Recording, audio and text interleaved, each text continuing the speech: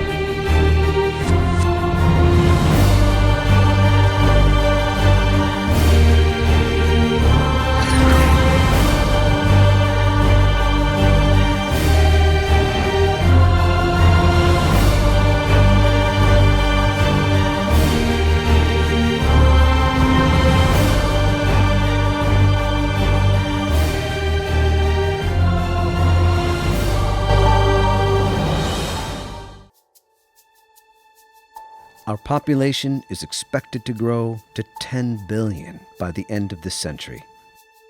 As populations grow older, there's another thing we need to worry about, and that's economic growth. Now, according to the ratings agency Moody's, many countries are seeing their populations aging faster than ever before. And in terms of the impact, it's not happening at some undefined point in the future. We actually expect the impact to start being felt on growth really from now onwards.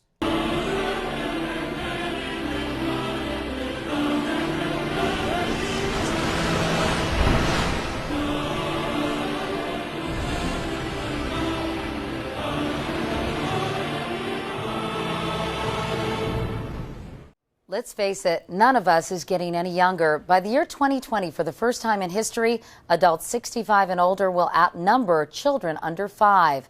The baby boom is spawning an aging boom. Unfortunately, it hasn't spawned a boom in doctors trained to handle all the problems of aging, chronic illnesses like diabetes and Alzheimer's. We spoke with Taylor Harden of the National Institute on Aging, who said the doctors who specialize in aging, geriatricians, make up less than 2% of all physicians. Right now, there's only one geriatrician for every 5,000 older Americans. That ratio may grow to 1 per 36,000 by the year 2030. The population of the United States and many developed countries is rapidly aging. And those born after World War II, they're called baby boomers, and they are entering into retirement.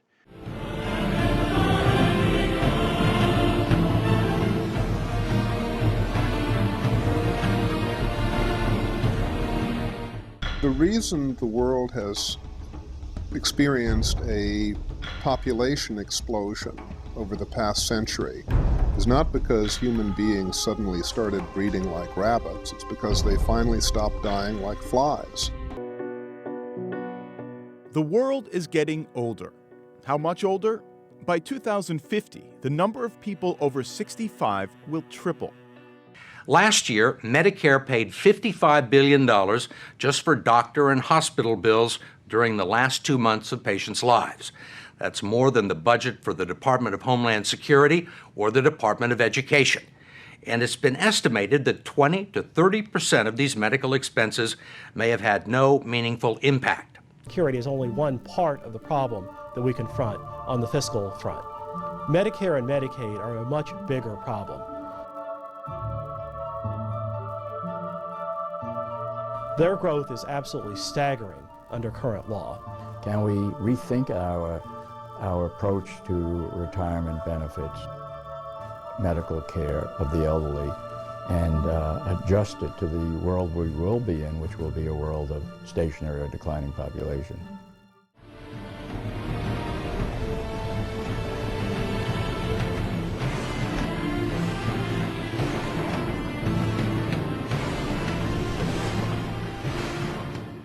Dr. Elliot Fisher is a researcher at the Dartmouth Institute for Health Policy, which did a detailed analysis of Medicare records for patients in the last 2 years of their lives.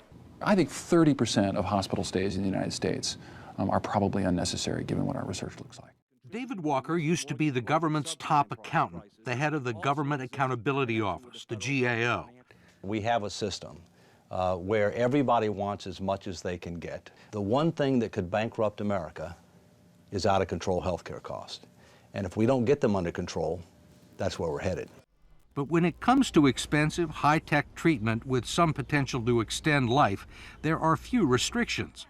By law, Medicare cannot reject any treatment based upon cost.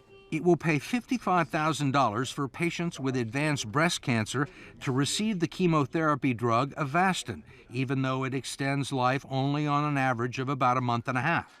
It will pay $40,000 for a 93-year-old man with terminal cancer to get a surgically implanted defibrillator if he happens to have heart problems, too. After analyzing Medicare records for end-of-life treatment, he's convinced that there is so much waste in the present system that if it were eliminated, there'd be no need to ration beneficial care to anyone. Multiple studies have concluded that most patients and their families are not even familiar with end-of-life options and things like living wills, home hospice, and pain management. And the real problem is that many of the patients who are being treated aggressively, if you ask them, they would prefer less aggressive care.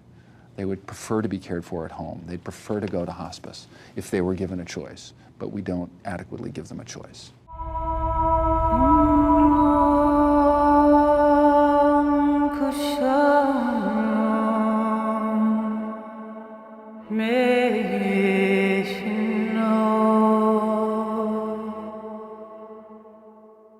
Can we say I'm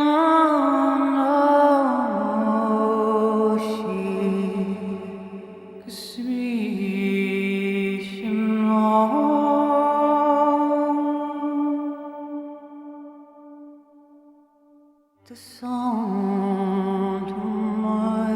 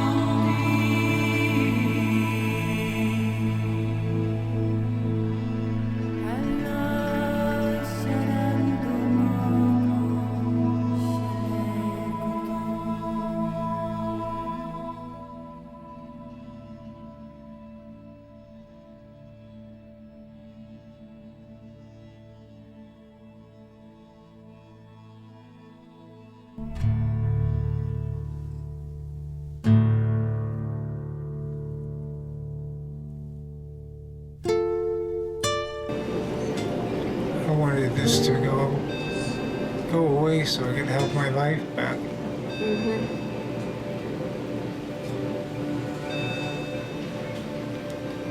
I've now accepted that this is my life.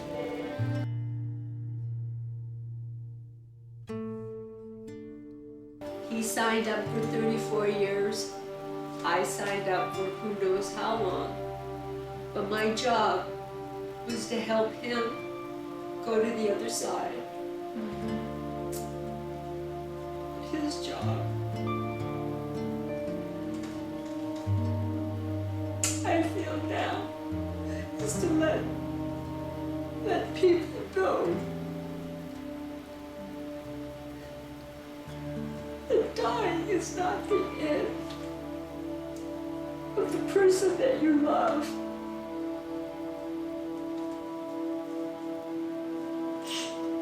It's a continued story.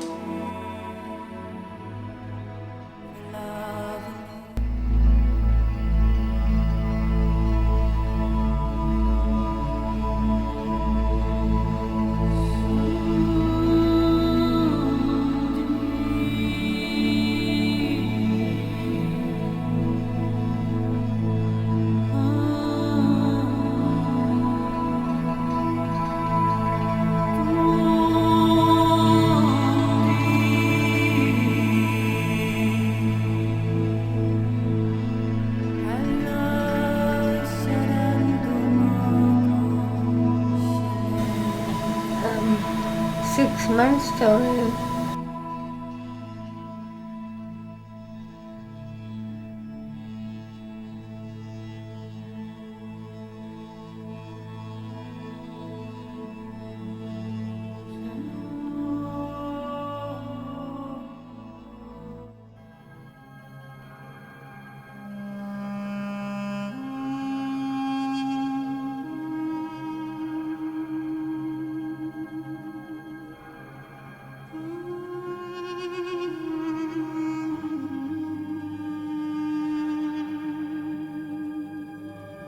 What have they told you about what's ahead for you medically? It's pretty bleak. Can you say more? What do you mean bleak? Well, Dr. Slater said if I did not have the radiation, that I would be gone in 2 to 4 months.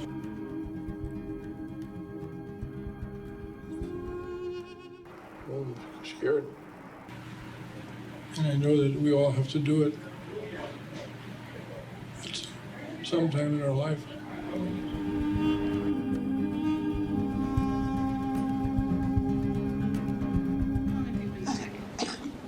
Since October, in October.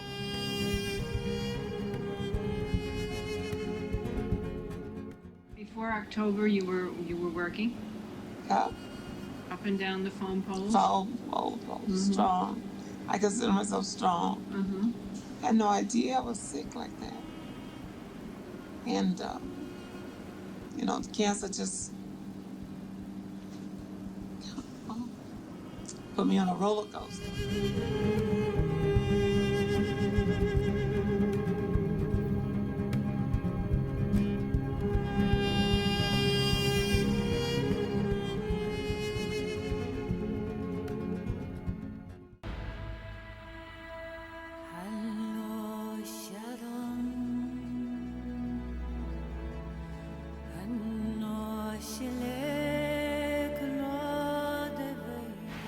Are you tired?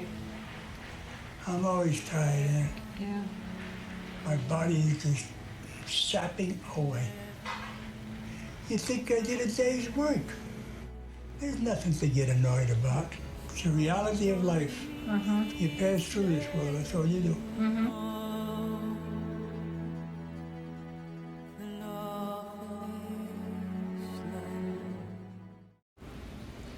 It had its ups and downs through the war, World War II.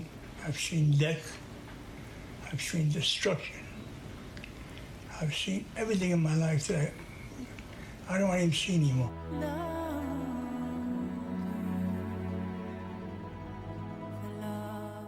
Well, I'm going to miss my wife. She's been very good to me. She's taken care of me. She refuses to put me anyplace else.